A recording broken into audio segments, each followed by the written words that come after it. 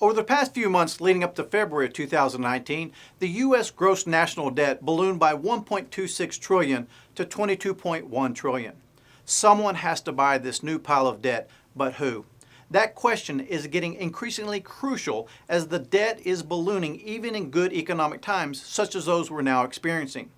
Fueled by deficits that the Federal Chairman Jerome Powell consistently calls unsustainable, today the Treasury Department's tick data sheds some light on that very question.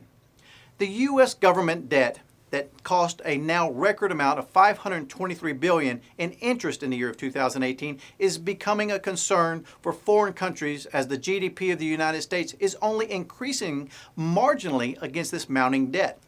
China, the largest foreign creditor of the United States, dumped $46 billion of its holdings of marketable Treasury securities over the 12-month period, according to the Treasury Department's recent tick data sheet.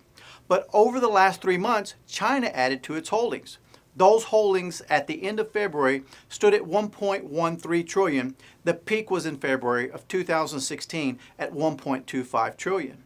Japan, the second largest foreign creditor of the U.S., added $13 billion in Treasury securities to its holdings over that same 12-month time frame.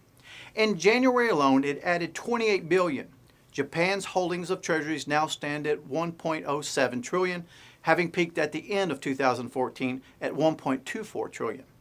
China and Japan are by far the largest creditors to the United States, but their relative importance has edged down over the past few years as their holdings have declined while the U.S. gross national debt has continued to balloon. Their combined holdings of U.S. Treasuries amount to roughly shares of 10% of the U.S. gross national debt, with China holding roughly 5.1 and Japan holding 4.8. As the debt of the United States continues to increase over time, countries around the world will continue to become more cautious about acquiring U.S. debt from the United States. As the debt continues to climb, ultimately there will be a breaking point, and that is what most believe is already on the horizon.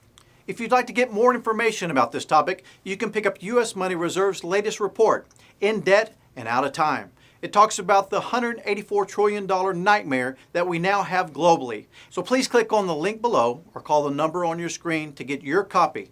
If you're watching from YouTube, please subscribe to our channel so you don't miss a single episode. I'm U.S. Money Reserve's Coy Wells, and as always, thank you for watching Market Insights.